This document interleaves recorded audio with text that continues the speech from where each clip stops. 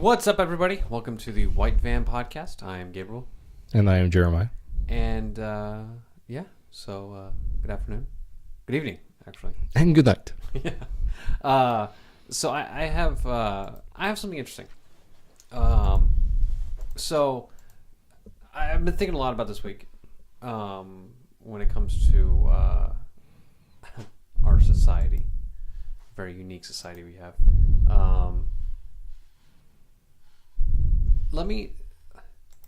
I want your thoughts on this. What is the manliness of society going down? And I say this because like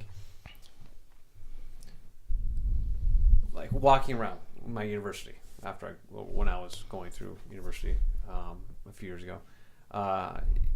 What are you? English? I went to university. I went to university and neither of us did an English accent right then. That was an awful English accent. I was literally seeing guys walking around wearing women's clothing. I'm not kidding you, man. Some wearing skirts. Walking around in women's underwear. Wearing skirts. Some wearing like this, carrying like these plush stuffed animals, and they're like. There's like no masculinity anymore. I won't say manliness, but masculinity. Mm-hmm. Well, it's toxic. That's why. It's very toxic. Mm-hmm. And what's going on? I want to share with you. You said that, and I instantly got this song in my head because I love this country singer named Brad Paisley. Right. Okay. And I want you to listen to a song. So it's called "I'm Still a Guy." So you can look it up, but listen to kind of the bridge. It says, "These days there's dudes getting facials, manicured wax and Botox, with deep spray-on tans and creamy lotiony hands. You can't grip a tackle box. With all these men lined up to get neutered, it's hip now to be feminized. I don't highlight my hair. I still got a pair. Yeah, honey, I'm still a guy." And then it goes, all my eyebrows ain't plucked. There's a gun in my trunk. Oh, thank God. I'm still a guy. That's awesome. So when you said that, that's what. But what's weird is like you there is guys out there that are, getting manicures and. Which I will admit I did when I was a teenager because my mom was sick and tired of me of biting my nails. So she's like, "I'm getting you a manicure." Well, I mean, I got a pedicure at one point. So we'll leave those out. But there's there's something wrong with guys today that I'm just trying to figure out, what is going on with them? Why aren't they showing any masculinity for anything?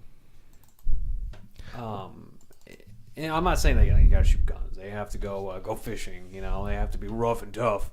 Right. But there's something about guys today that they've lost this masculinity.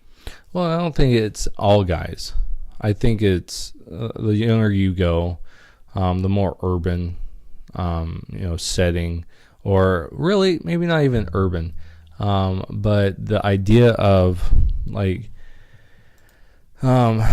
maybe what's it called, suburban, in the suburbs, where you're not getting really this encountering of manliness. I think a part of it is society is losing male figures, right? Because you have because right now you have an extreme of one or the other, right?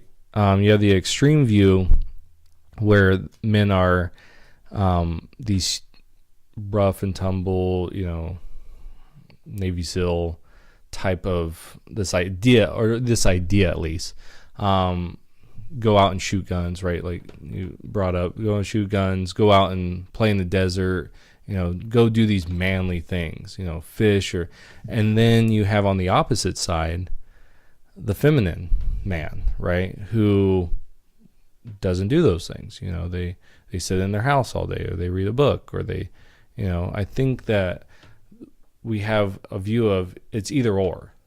right? You either have to be this one over here, this one extreme, or you have to be this other one. And the majority of guys who are in the middle don't feel like they're either one. And so then there's less masculinity, right? Well, I'm not a man. I'm not like this one, and I don't want to be like that one, or vice versa.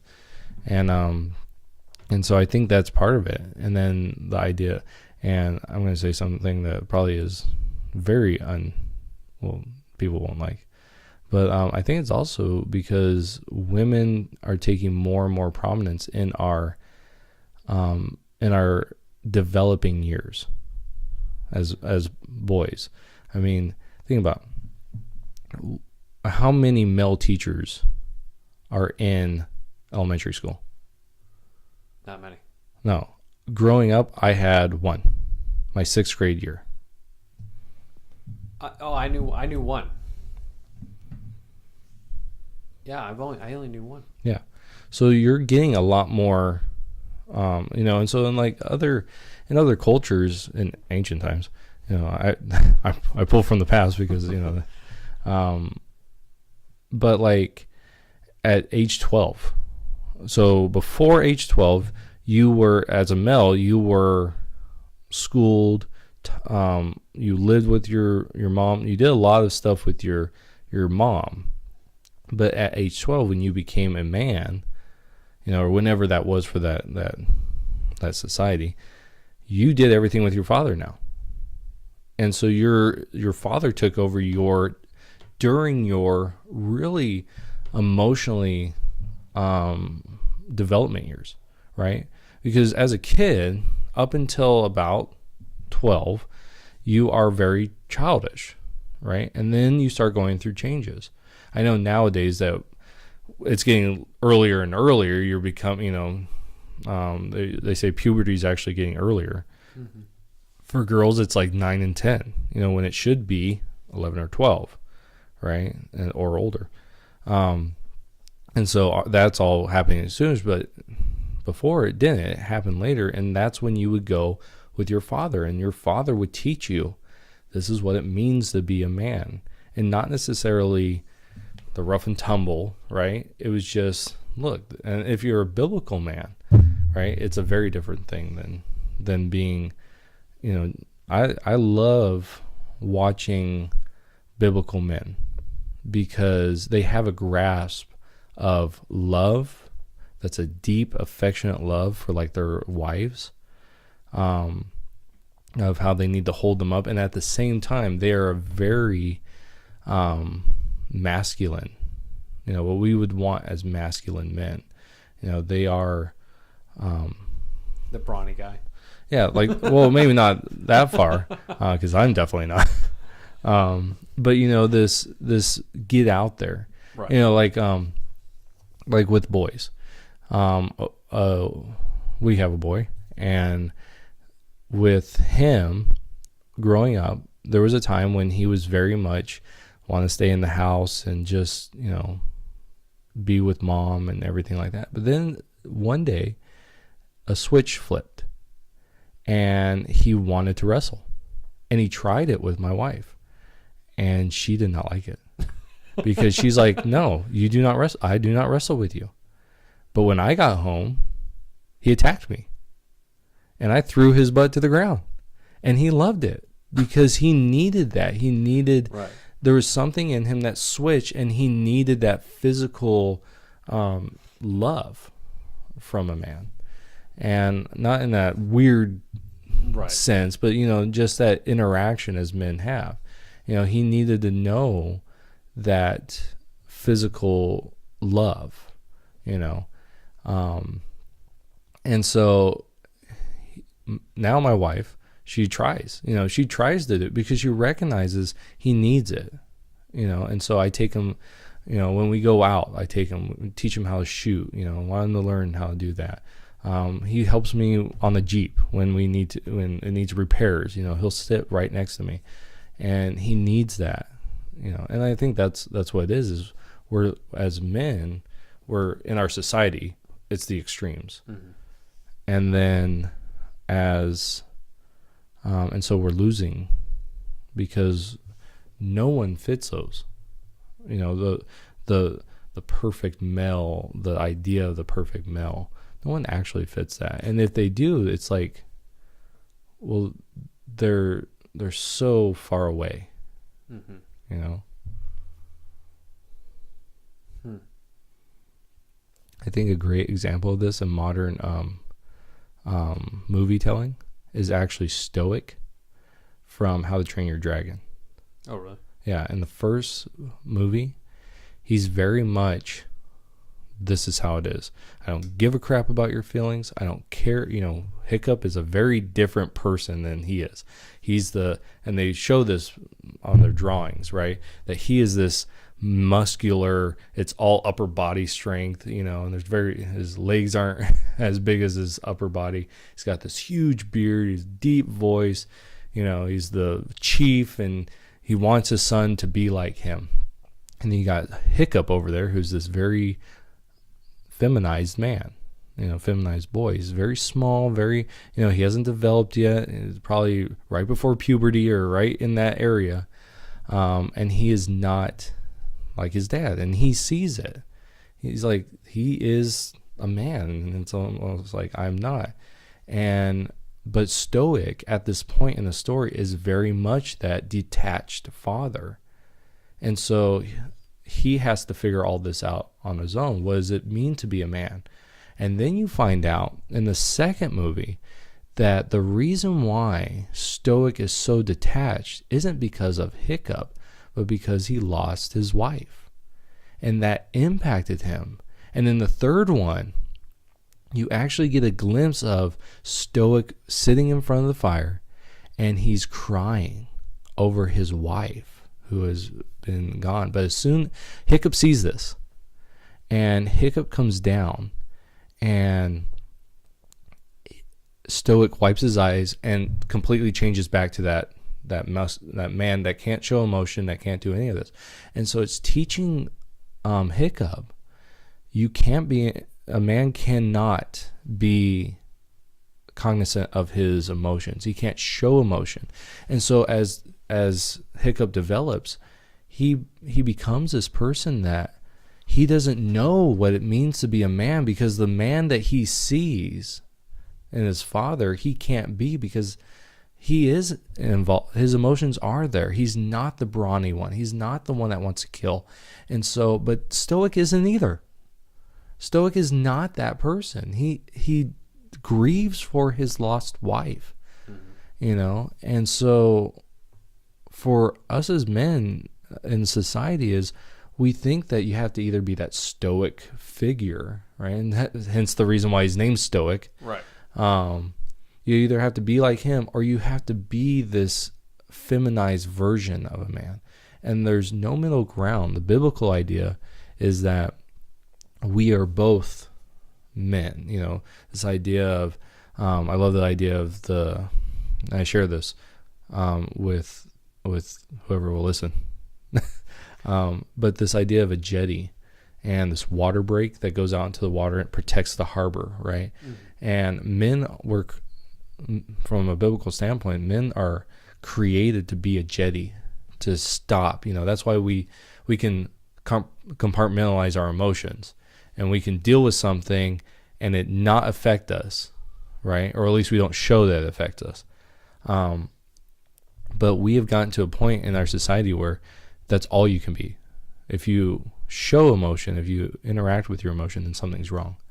And so the feminizing of men is not to be that jetty, you know, but to be in the harbor. Well, when you only have people in the harbor, there's no one to protect, right? Then all you do is just show emotion. Right. And that's what I see. Mm-hmm. All, like, the majority of places I go and see, all I see is just emotion. All the time. Mm-hmm. And I'm not saying every person. I mean, every single one of them. With the majority of guys nowadays. And I know, I understand there's a middle. There is. Mm-hmm.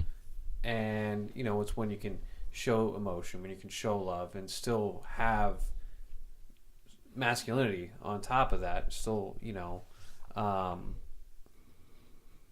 I don't see any of it, and I don't know if it's the way our society's been going lately. If it's just like stay at home, never go out, never experience anything, too much coddling going on. So we've just been not creating, but just families just have been creating their children to be just more feminine with things. I don't know. From what I've been noticing with seeing guys that have been acting more feminine than masculine, they just sit around and they don't really go out and experience a whole lot of things. Well, I think that's also a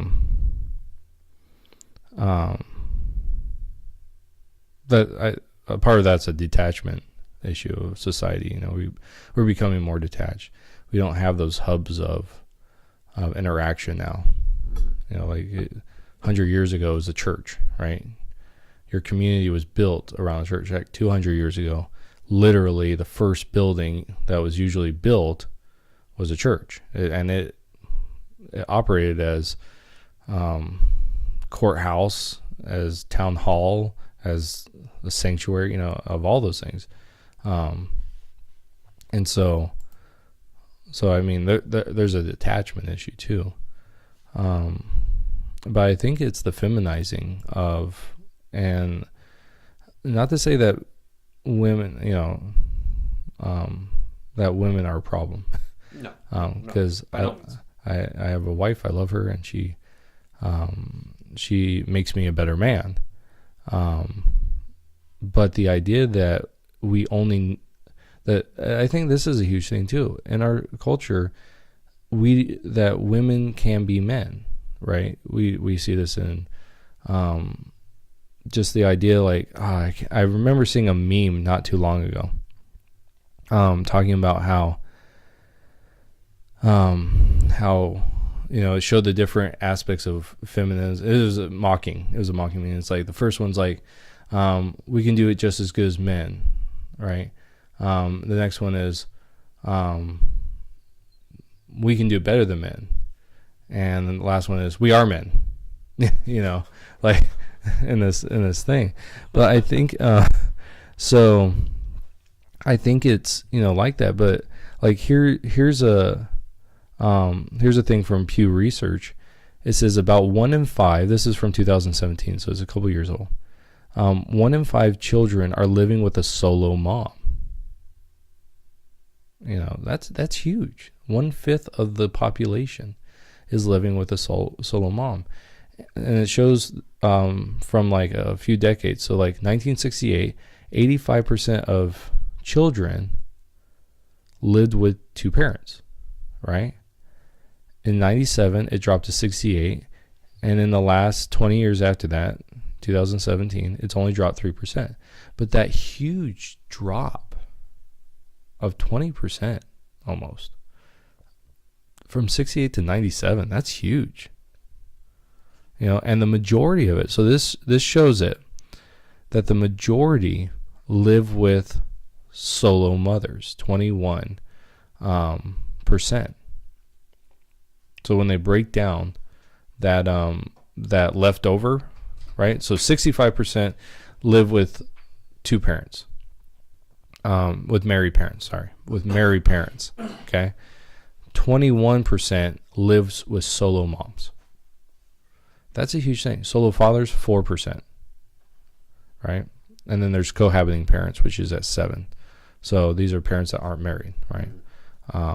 But just this idea that solo moms make up 21%, and those moms probably bust their butt, and they have to do 2 jobs, or not just like an actual job, right? Which most of them have 2 jobs, but I'm talking about 2 jobs as in parenting. Right, she has to take the role of the father too. Yeah, she has to be the father and mother, which that's a strain on it.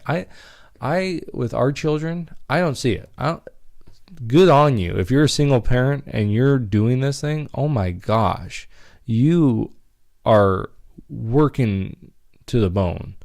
I hope there's a special place in heaven for you, because that is really hard for parents, for two parents. It's really hard. And for single parents, I could see it just being so much harder. But it's interesting that as a society, as we have moved away from the biblical idea of two parents, male and female, interacting with the child, that we start seeing a bunch of stuff like an increase in suicides, an increase in this idea of masculinity, losing that idea of masculinity. And so I think that's a huge part of it, and so I don't, and then again, like my dad growing up, he even told me, could name their names of teachers who were male that were his teachers. And he told me, he had like 3 or 4, under 6th grade, and then like the majority of his high schoolers were males. High school teachers were males, but now it's not. It's the majority of elementary school is women. Heck, even going into high school, I'm thinking about this. I knew my senior high school teacher, who was kind of like because we had a weird setup for my last 2 years of high school, but it was kind of like a homeroom all the time. And so he was a male. The math teacher at that school was also male. Everyone else in every single grade was a female. There's 2 male teachers from kindergarten to high school, and they were both in high school, and one of them was the senior high teacher. And then going back, I think I had 1 in junior high. I know I had 2 in high school. That was in my freshman year. And I think I had 1 my sophomore year. So out of my 12 years of school, or is it 13? 13 years of school, of under 12th grade and under, I had 1, maybe 1, 2, 3, 4, maybe 5, 6, 7, maybe 7 in 13 years. That you know of. That I remember. Okay. Yeah. That you didn't take classes with them. No, these were ones I actually had. I interacted with in a classroom setting. Yeah. That's one in elementary, one in, it was like more like 1.5, because I switched schools. Mm-hmm. So 1.5. So in middle school, and then 1 in high school. So all I had was 3 in total, 3.5 of half of a year for me. The rest were all female teachers, and that's why you're so feminized. But you see what I'm saying? No, I understand what you. I know what you mean. So couple that, right? Mm-hmm. With, I mean, you have both your parents, so but couple that with an increase of single motherhood, right? Mm-hmm. And you're starting to create a situation where men are being feminized, right? And this is, going back a couple of podcasts ago, we talked about our last podcast. We talked about homeschooling. Mm-hmm. This is one of the things that one of the reasons why we homeschool, because the very structure of school sets you up as a male to fail unless you are complacent, mm-hmm. and you follow the rules, right? Because you can't fight. You can't have that interaction, that physical interaction that a lot of males need, especially as young boys, right? You can't have that. And there's a great song by George Strait, where it talks about him being, I can't remember the song off the top of my head, but it's a father's love. I can't remember if it's called Father's Love, but it's Father's Love, Amen, in that. Anyways, so in the song, the boy, right, who's the singer, Yeah, it's raining. The boy, who is now the man singing, he talks about how at his school, fighting was against the rules. And this is the quote: fighting was against the rules, and it didn't matter why. And so he comes home and he rehearses what he's going to tell his father, because he knows when his father gets home, he's going to get a beating. He's going to get his butt whooped. And so he rehearsed this thing, and then the father comes home in the good masculine thing, right? This is a good masculine representation of the father. He comes home, and the kid's like, I'm going to get killed. And the father tells him, look, a father's love does not end by you just, when you're bad. It's a love that endures. It's a love with no end. And then it says amen. And so then, as he's a father, right, he's talking about his son being such a jerk. And he's like, he just tested me to the end, right? And he says, I took my dad's secret and I passed it on to him. This understanding that my love for you, and this is a good masculine, my love for you, telling a child from a male, I love you, and my love for you, I might not show it all the time, right? Because we tend not to just be gushing out. But my love for you is there. And for a boy to hear that they can be rough and tumble, but the love of their father will always be there, is a great understanding. But the school, it wants to take that child who has these urges to wrestle and says, no, you can't do that. And so you have to sit there for 8 hours and you listen, and then you have to have to follow all these rules and everything. Then you can go home. And they found that they started taking, back in the late 90s, they started taking out recess from schools, and this happened in the early 2000s. Started taking out, and then they came with psychologists, and they said that's bad for the kids. For all kids, not just boys, but all kids, it's bad for them because they're not getting it out. Mm-hmm. And so, to me, the whole idea of school, and that's why you see women achieve. They're doing really well. Girls achieve really well in the school system, and boys don't. They still do good, but nowhere near. Yeah, because it's geared towards a feminized way of schooling. Mm-hmm. And so now you get it from everywhere now. So these boys are being taught, you sit there, you be good, you don't move. That's what girls do. They're very compliant. They're like, yes, I will do that. I don't need to have this physical interaction where I need to wrestle and beat up other boys. They do it in different ways, right? They are social animals, right? Where guys are physical animals. Mm-hmm. Where we guys will, they want to punch you in the face and go grab a beer afterwards, right? They want to have that interaction, but girls, they won't punch you in the face. They'll punch you with their daggers of words and socially put you down. And it hurts. Yeah, and it hurts. And then it stays that way, where a guy will fight, become good friends with the guy they fought. Girls won't do that. You can find this socially and experiments and stuff. And it sounds like it's coming down really bad outside, and it's really not. Yeah. It's because of that tin roof.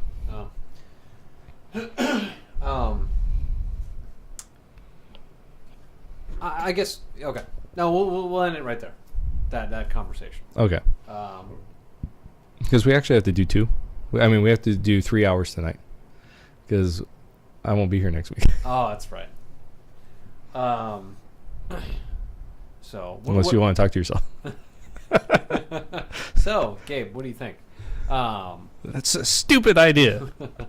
Gosh. But also, it's brilliant. Have you anything that's on your mind that you've been wanting to discuss? No, I vented earlier. Yeah, we've already discussed that. Yeah. Did you hear about what happened in France? Yes. Okay. I actually thought about this tonight. So yes, go ahead. Well,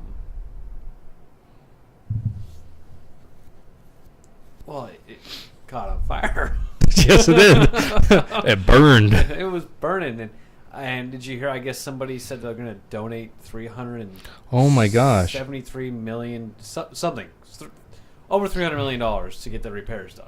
Mm-hmm. And I heard it Yeah, like one. the whole roof was just Just gone. burnt in. Yeah, and like a spire, like the main spire or something, gone. something, yeah. But I heard like the nice, beautiful, like What you stained see, glass yeah, is still good, and it's just the roof. It's right. It's all The roof is on fire. We won't finish that. But that was shocking. That was shocking. I was like, I reading that. I'm like, oh my gosh, what happened? Somebody said that like some remodeling was Yeah, they were being doing done, some of that. and then, man, I wonder. I wonder what the guy's feeling like. Like, you know, like I forgot to turn off the circuit breaker. Or, Yeah. you know, I shouldn't have picked out the crumbs out of the toaster with that knife. You know, Yeah. I shouldn't have taken that bet to put the fork in the socket. Yeah, that's for sure. Um, You know, and the conspiracy theories are already starting. I heard there was some conspiracy theories about it. I haven't heard what they were though. What? One of them, the only one I've heard, is the I guess someone was going to do terrorist activity there, and they were caught, or informant. I don't know. And then they were going to attack the Notre Dame because it's Holy Week, and so Easter is coming up, and so they were going to attack Notre Dame, or Notre Dame, for the uncivilized, or for the civilized, and so they're saying that that's why it was done. I don't know. I heard that they said no. As of right now, it's perceived as an accident, but maybe France just doesn't want any more bad PR after all those yellow shirt vests riots they had like last month or a couple months back. Right. So maybe they're just like, no terrorists, no terrorists. It's just remodeling. Yeah, just happened. We were remodeling and something went up on fire. Someone had a magnifying glass. Billy wanted to kill his ants, man. Yeah. Just Just so happens. he needed some more masculinity and Yeah, exactly. It's too feminized. too feminist.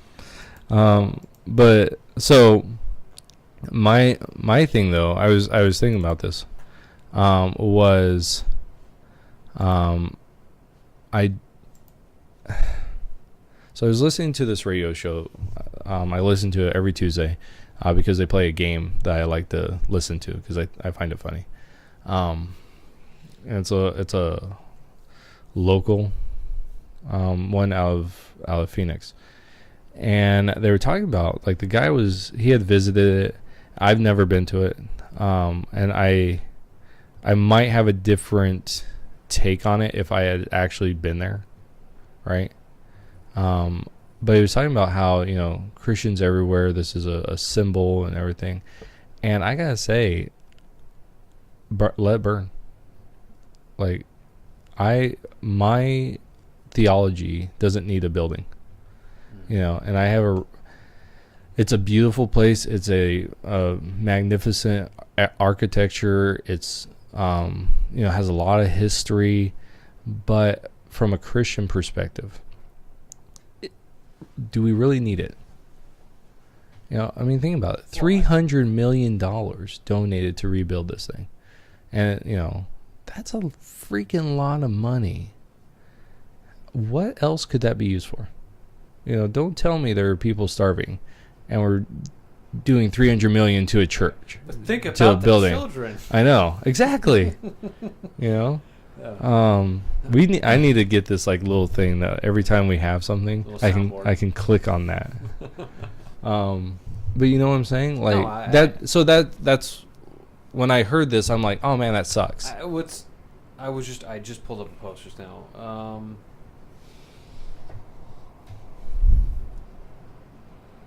me see if it'll load for me. This is good podcast Silver lining: late art historians' work, Assassin's Creed could help rebuild Notre Dame, or Notre Dame. You uncivilized swine. Let me see. Oh gosh, stupid pop-ups.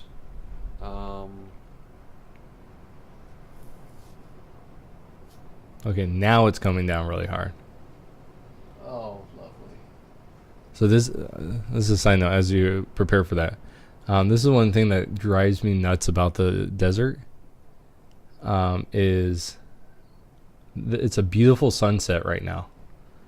I'm looking out at the mountains, and it's got this light orange glow, and then it has like the this beautiful, and it looks like there should be no rain, and yet it's just pounding down above us. Oh no, I know. I'm looking at the window right now. I see just like out, towards the north. I'm just like, oh, it's really nice out, and then I'm like, but it's raining. Yeah, and so it seems like it shouldn't be raining because there's all this beautiful clearness all around, except for right where we're at. See, Arizona is so deceptive. Mm-hmm.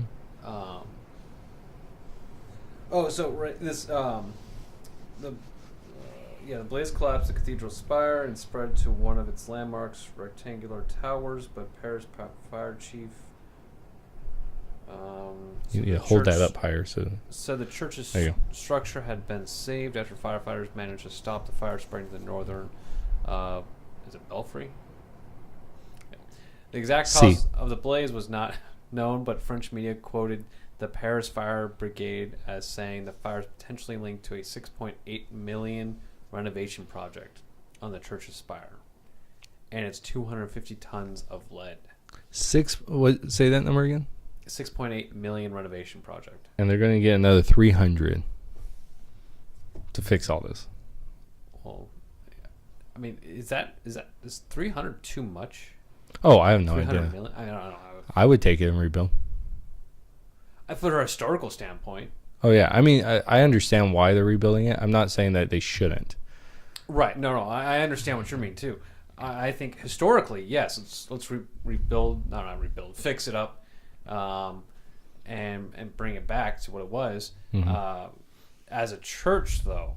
Yeah, and that's where I'm coming from. We do not need a physical object, right? Right. I mean, we went to. I took a group of teenagers to San Francisco one year, and in San Francisco they actually have I think it's a miniaturized version of Notre Dame. Like there's a cathedral there that it's like the Notre Dame of the West or something like that, or something. But we went in there. Beautiful, just beautiful. Really, I loved it. I love cathedrals. Always have. Just the architecture and the sense of awe as you go in. Just beautiful. But at the same time,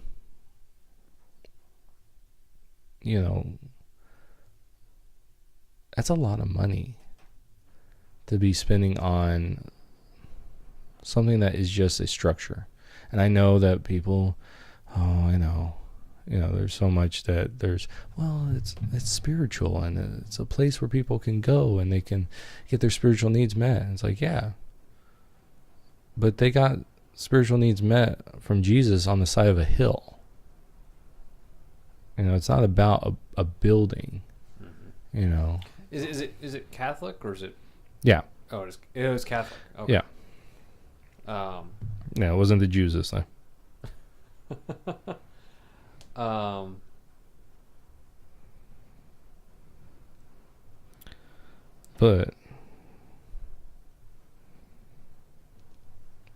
But yeah, so, and that's my thing. I have the same problem, not to pick on the Catholics or the cathedral. I have the same problem with modern day church buildings, and I completely understand. I'm a pastor of a building, and I completely understand, needing a place to meet. Completely understand that. But there's a difference between a place to meet and a place that is ornate.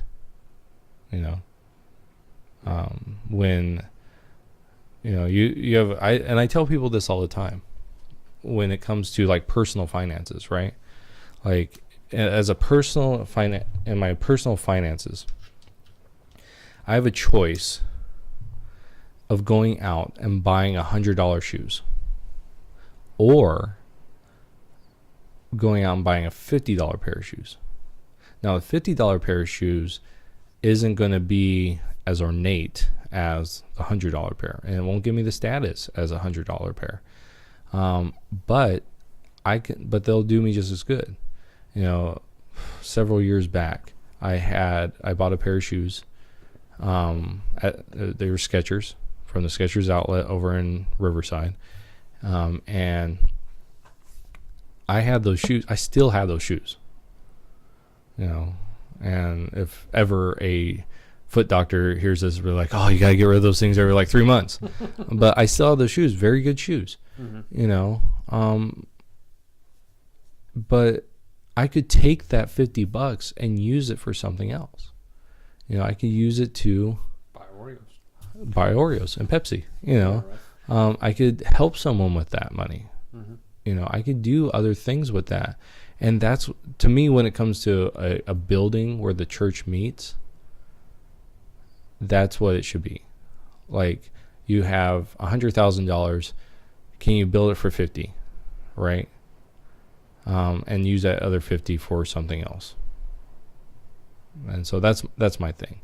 And so that's one of the things when I heard about this, that's what was going through my mind. Just because the person I was listening to was so about, you know, oh, it's so beautiful and such an icon, or, you know, an emblem of the Christian faith. And it's like, I don't know about that.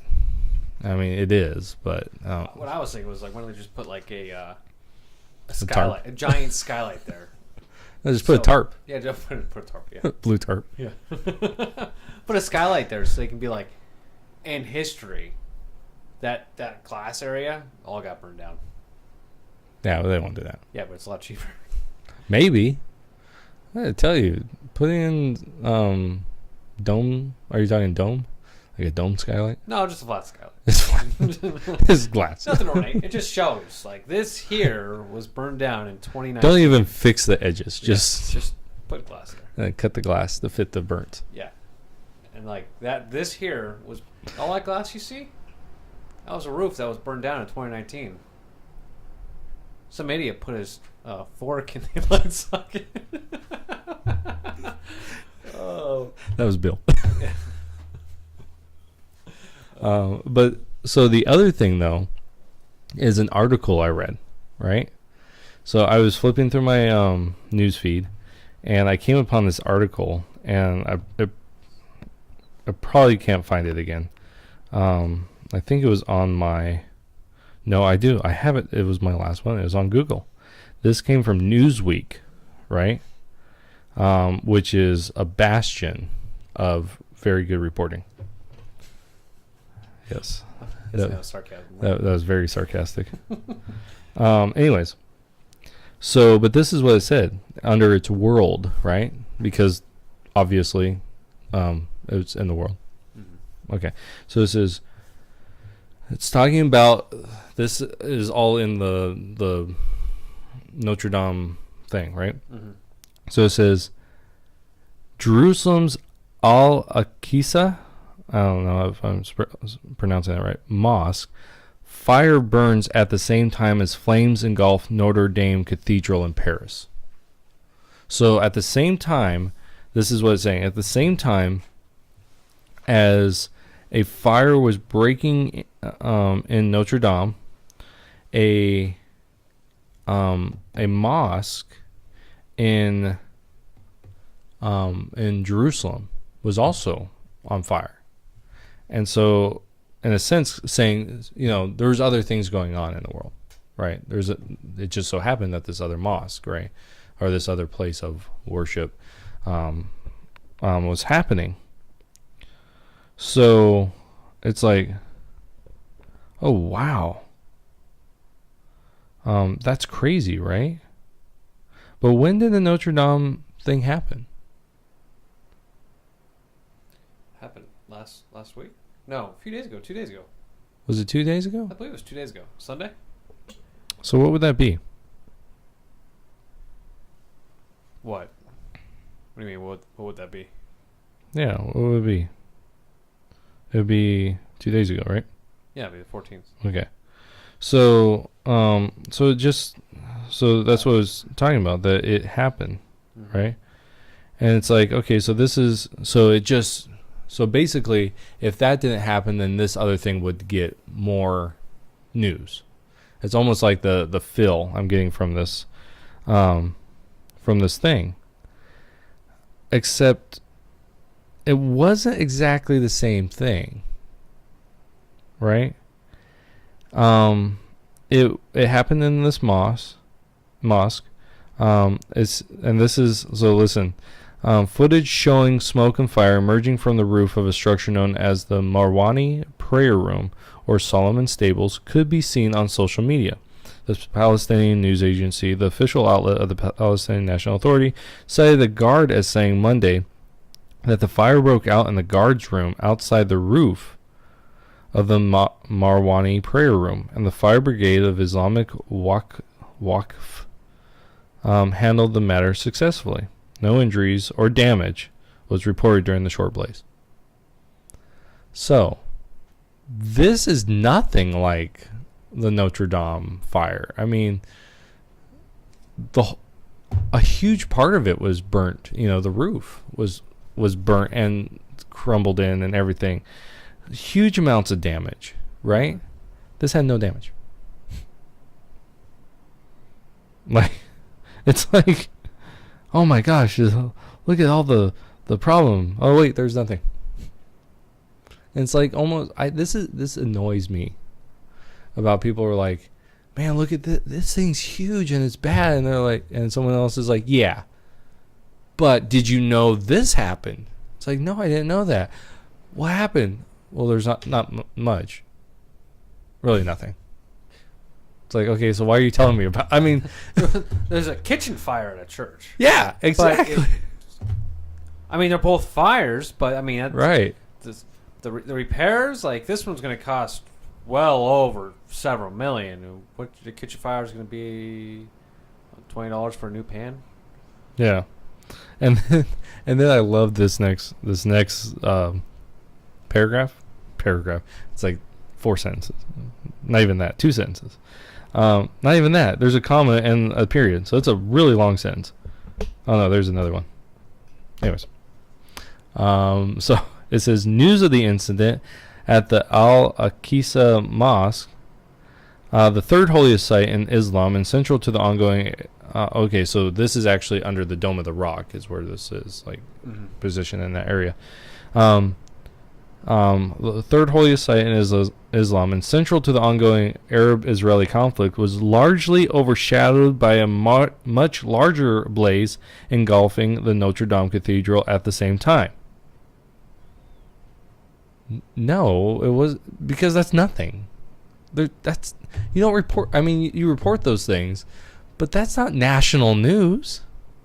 Definitely not national news. There's probably a church fire going on right now in the United States. Probably. There's actually, where did I just read it? There's a whole bunch of black churches being caught on fire in the United States. And it's weird. It's just a bunch of them. Heck, there's a bunch of churches in the Middle Eastern world that are being bombed and Christians being killed.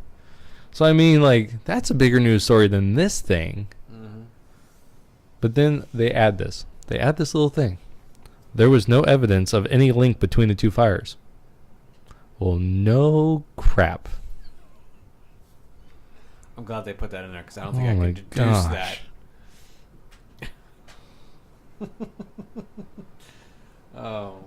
This is just one of those things. And at the very end, In the controversial move, President Donald Trump recognized the entirety of Jerusalem as the capital of Israel in December 2017. What does that have to do with anything of this mosque being burned? What, is this CNN? No, this is Newsweek. Newsweek. Yeah. And,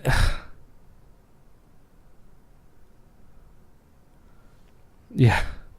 They just throw that into the middle of it, and then they end with this. No official explanations have been provided for either of Monday's fires, though the French media has suggested that the fire at the Notre Dame Cathedral may have been related to ongoing renovation efforts. So in other words, these things don't have anything in common. There's no reason for us to even mention this, but because it's a Muslim mosque, we don't want those Christians over there to get all that good press. So we want to make sure that you know that there was a small fire that did nothing at this mosque. And that's how it is. I'm sending you another article right now. Oh my gosh. I just scrolled down, and because this is really close to us. Okay. I just sent it to you. Yes, you did. Facebook. I'll wait until you open it. So, Yuma, Arizona mayor declares emergency over migrant situation. Oh, but there's nothing wrong. There's nothing wrong. No? No. That's what the news media tells me. That's true. There's nothing wrong. Nothing wrong at all. Except for, when the mayor starts complaining about it, and then all of a sudden... that's crazy. Yuma. I know. That's really close to us. Yeah, it is.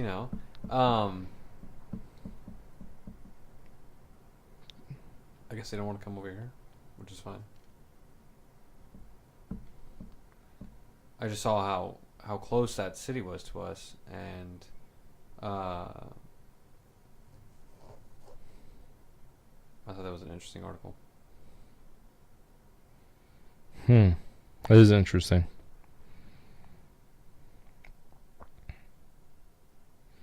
I wonder what the because this must be pretty new. That was 43 minutes ago. Yeah, mine says 20 minutes ago. Yeah. So, mine's more accurate.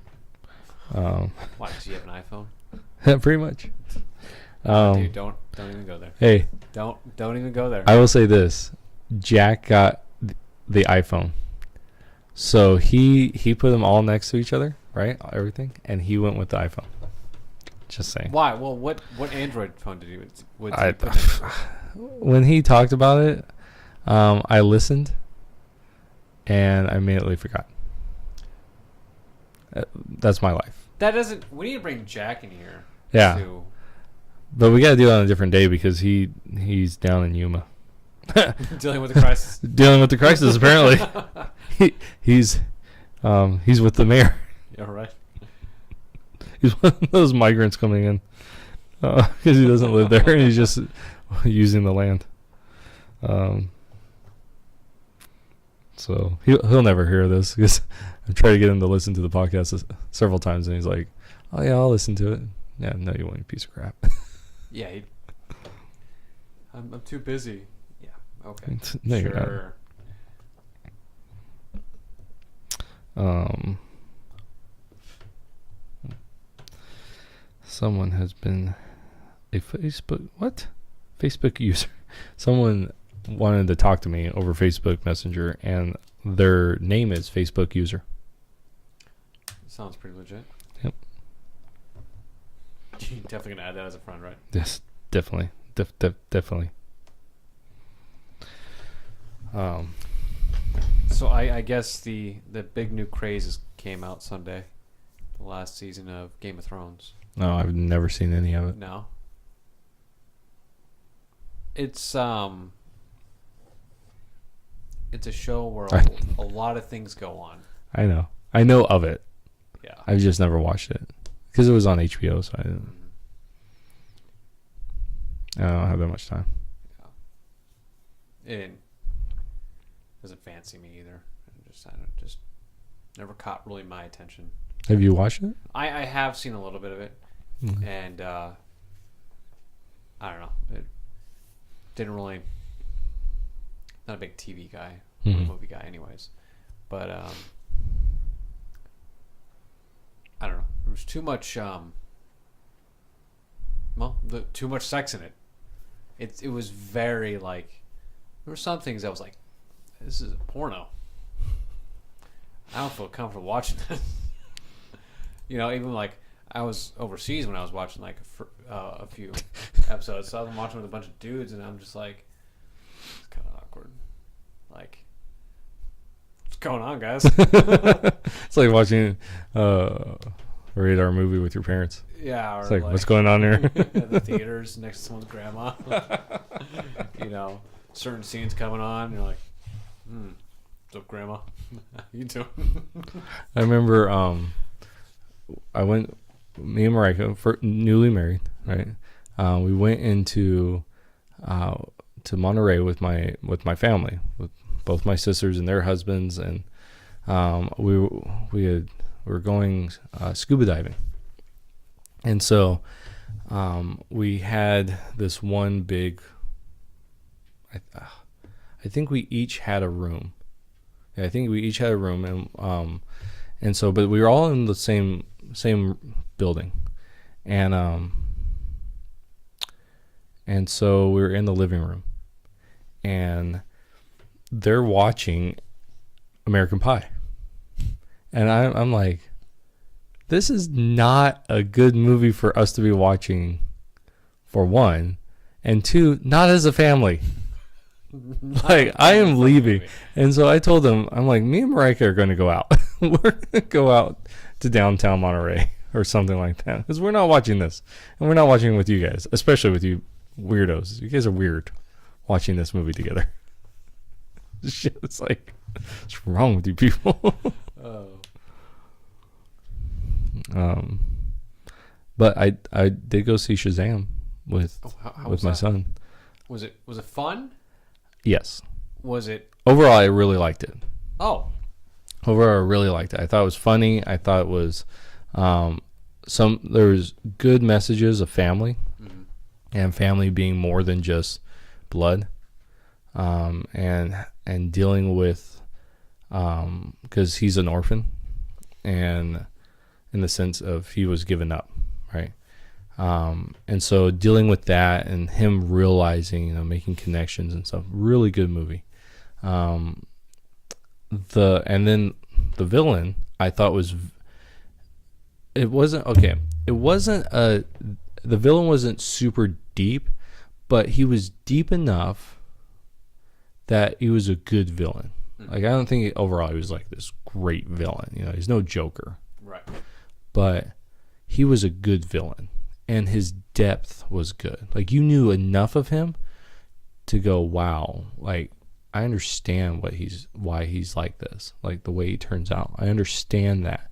And I think that's really good. And then at one point it got like you're building up this whole thing, right? This whole thing about Shazam. And then you're like, okay, let's move on. I want to see this resolve. And then it gives you this like little window where it's like not resolved. I mean, it's continuing, and it's like, okay, now I'm at a plateau. Like, I get it. I get what you're trying to tell me. I don't want to give too much away, but basically I get the teenage, if you're a teenager and you get superpowers, how are you going to act? Right? That idea. And I get it. Like, you've shown me enough to where I get it. I don't need any more. And it kept giving me more. It's like, okay, I'm done. Let's move on. And then, but it was pretty short, but it's like, man, when is he going to become the hero? Right? And then he becomes a hero. And it's like, okay, we're past it. So that wasn't too bad, but it was just like, okay, a little much, maybe a little less. And then at the very end, it shows this scene, and I don't want to spoil it because you need to see it to watch it. Obviously, that you're going to see it. I don't have to see it to watch it. Oh, be a blind man. Watching in Braille. Yeah, like, I'm going to touch this. Bum, this is bum, weird. Bum, bum, bum, bum. But yeah, at the end, it's like, oh, this is a cool like little thing. Like, if you were watching it from the beginning, you catch it. Like I caught it because I knew of. I kind of know the story of Shazam. Like I'm not a big Shazam fan, but I kind of know the story. And so as soon as they made a comment at the very beginning, or when he meets the wizard, as Billy Batson meets the wizard, he makes a comment. I'm like, I wonder if this is going to happen. I'm saying this in my mind. I wonder if this is going to happen. It happens. And I'm like, good. Like, that's cool. Yeah, that's cool. I'm really smart. So I'm like, it's cool that it happened. I don't like that it happened in this movie. It'd be nice to have it in the next movie. I understand why it happened in this movie. So is this his origin story? Yeah, definitely. Okay. So yeah. it's understandable that's his origin story, but you don't want to see it next. Well, no. Because this would actually work better not a part of the origin story. It would expand his mythos if it was left off for the next one. And that it's kind of hard not telling you it, right? Is it so? It is a good movie. It is Good writing, good overall. Yeah, I think good, or good, especially good to the comics. Well, I don't know. The idea that I understand of Shazam, it's good. It's very good, and I especially like the teen actors. I thought they did a phenomenal job. Even the little kids, I thought they did pretty good. And then I think his name's Zachary Levi, is the guy that plays Shazam, the hero. Freaking hilarious. Really? Yeah, just plays the teenage boy superhero. Wow. That, so if you ever seen the movie Big. Mm-hmm. Oh, yeah. Okay. That idea. Wow, really? Yeah, very good. Like Tom Hanks. Really good Yeah. that, yeah. That's one. And there's actually a callback. They step on Shazam steps on the keyboard. Mm-hmm. Freaking hilarious because he like tries to do it and then the bad guy just walks on it. So it's just a callback to or a little Easter egg. Oh, it's a little too big. Yeah, that's awesome. Yeah, so that was really cool. And then a lot there's a moment you see it in the trailer, so I don't feel like it's a spoiler, where he goes in and he goes to buy beer, which obviously you're a 15-year-old kid, you're going to go in, and unless you're very spiritual and but I wouldn't. I would have done this. Mm-hmm. And I'm like, that's what you've done. But I love the fact that they spit it out. So it's like this is what you're gonna do, right? And at the same time, it's like this is the reality of it. It tastes like urine, So, but I loved it. It was such a good story. The one thing I did not like about it, there was a lot of cussing. Really? Yeah, and for what's it rated? I think it's PG-13. So I mean, for the rating, there's not a lot of cussing. Oh, does that make sense? No, I hear. But for it is geared towards this idea of kids, right? Mm-hmm. And so. Yeah, it's PG-13. So I took my son to it, and I just sat there and I'm like, man, there's a lot of cussing in this, for something that is this kind of geared towards younger. I mean, I'm sure it's probably more geared towards teenagers and young adults, but it's a superhero movie. So I feel like, it needs to be more kid friendly, even when we go see Avengers. Right, there's a lot of violence, and I expect that. But there's not a lot of cussing. They might, say hell or damn or something like that. But they're not. It's not a lot. It's not a lot of those words consecutively. Yeah, too. And there was in this. Wow. And I understand it because they're teenagers. That's what they're going to do. The bad guy didn't cuss. At least not that I remember. Which makes sense because cuss around the kids. Yeah, but makes sense though because as you get older, your vocabulary should broaden, and he's a doctor, so he's not going to use more mundane words. He's going to spoiler alert. Well, no, I know. But so so I understand like the kids, the teenagers using it. It's just like, but do you have to? Even in the Aquaman, I don't remember that much cussing. I mean, I might be, glossing over it, but I don't remember that much. And you would think more Aquaman would. Aquaman would have more cussing because he's supposed to be this BA character, And so, but overall, I thought it was a very good movie. I would recommend for people to see, knowing that there is more than, in my opinion, more than needed cussing. Like you get the idea that okay, yeah, they're teenagers and they'll say these words, but it's like, hey, man.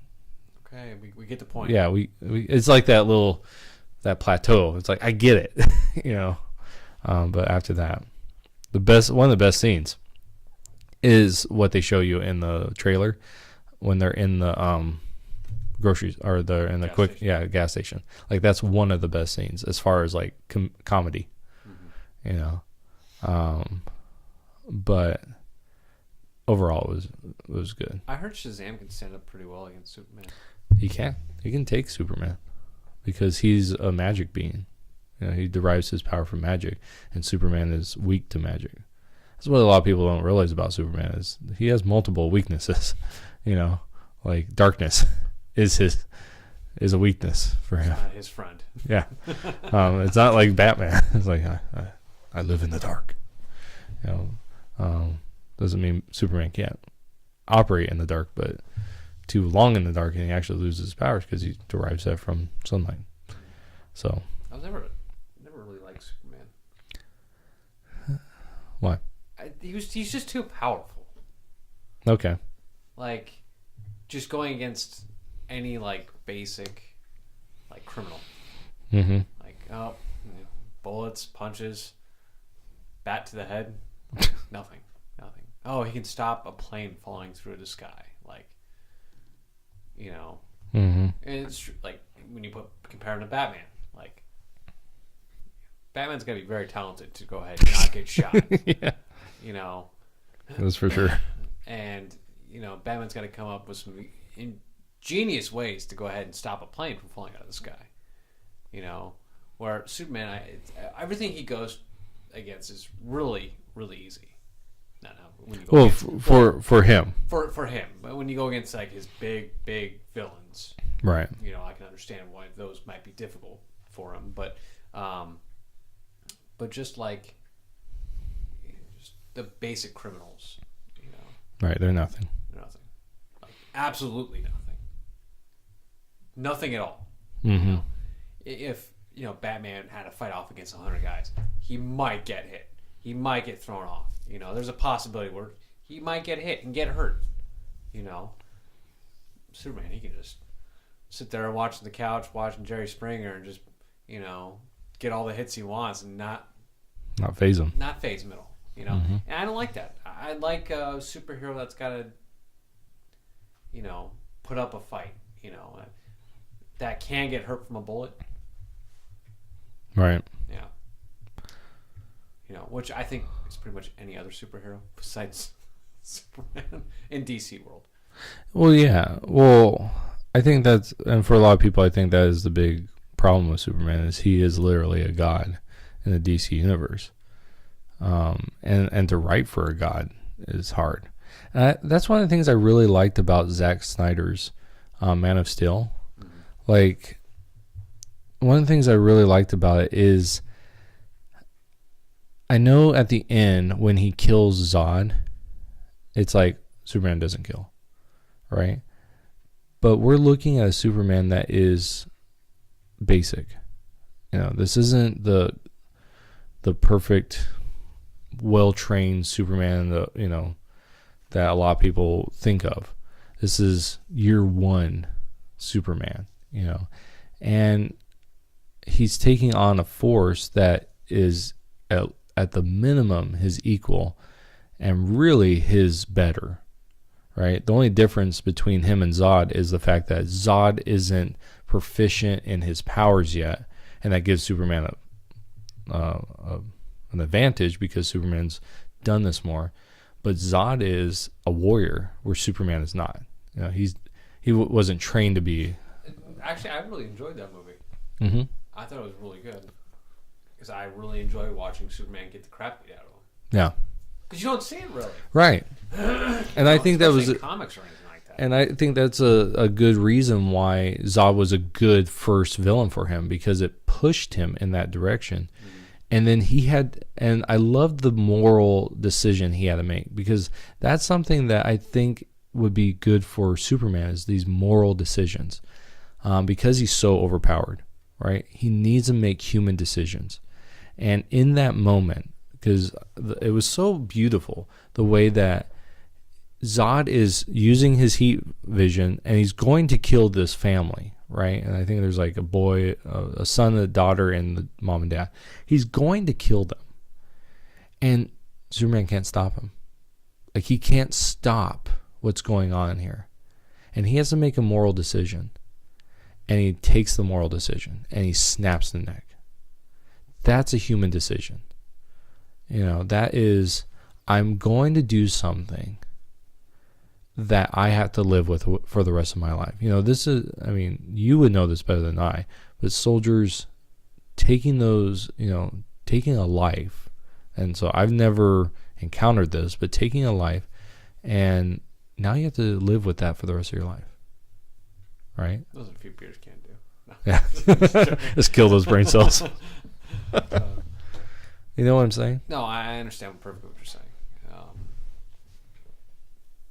But I think that movie is the only representation that I see of Superman that I like. Mm. You don't see it anywhere else. I've never actually seen another Superman movie where he's like really struggling and comes up in the end to a very difficult circumstance for him. Mm-hmm. Even in the animated series and stuff. No. So. Yeah, so I like that. And I liked in Batman vs Superman how they I mean, in the movie, at the end of the movie of Man of Steel, there's this idea that, well, he kind of moved on, right? He just kind of moves on. And really, that's what, going back to masculinity, right? That's what guys do. We compartmentalize. We're still dealing with things, but we push it back. And I see this as Superman. You know, he does that. He pushes it back. And then Batman vs Superman, you see that he's still dealing with it. He's still dealing with who he is, this identity of Superman. And I really liked that. I thought, you know, a lot of the criticism of Batman vs Superman, which I have my own. You know, I think one thing for me would totally change that movie and make it probably, or two things actually, and they both deal with Lex Luthor, would totally change that movie. Probably be the best DC movie ever made. But I love the fact that that Superman was still dealing with things, even in that it shows a continuity between the two movies, that it really was a sequel to the Man of Steel, you know, without being called Man of Steel 2. It was really one that, you know, it was in Marvel,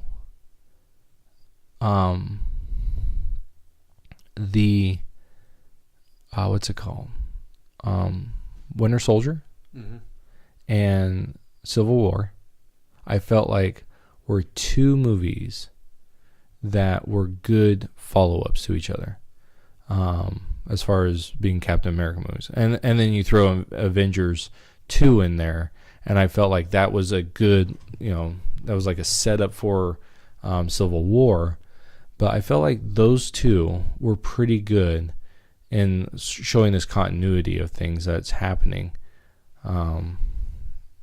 But I felt like Man of Steel and Batman vs Superman, at least for Superman's character, dealt a lot with that. At least showed some of it. I mean, you could go obviously more in depth, but so. Well, I'll say that for another. Yeah, because the whole DC thing. We got a lot of talk. We got Star Wars to discuss. We got our debate for iPhone and Android. I'll have Jack do that. We'll have him sitting next to me to go ahead and monitor. Maybe just like Here's our points, Jack. You be our tiebreaker. Like, Since you are going iPhone side. Yeah, like he'll just sit there silently, and like he'll make the final vote. Like we're presenting our arguments to Jack. Okay. You know, I'm going to crush you. no, I'm gonna crush you. I have a lot more time to develop a argument. You do, and I mean, I'm gonna be like, because it's better, and you suck. So, thank you. Thank you and good night. I'm here all weekend, and we got that debate. We've got what else we got? Star Wars, because the new movie's coming out in December. Right. We need to talk about the trailer. Have you seen the trailer? I have. Okay. We need to talk about that. We do. Yes, because something pissed me off there. This is just the ranting podcast. Do you want to rant about it now? Do you have time? No, You need to go home. I do. Get your beauty sleep. I do. So, no podcast next week. Well, maybe we could do this on Thursday. Thursday. Yeah. Okay. Because we practice. That's Well, we need to start practicing for Sundays. Oh, that's right. Get that ready. That's fine. So So if you're up to Thursday, that's fine. So we'll do Thursday for this week. Or Yeah, Thursday this week for next week. Right. That's fine. All right. So I guess we'll end it right there. Yep. So, all right. Thank you, everybody, for listening. And we'll see you guys in the next podcast. Take care. see ya.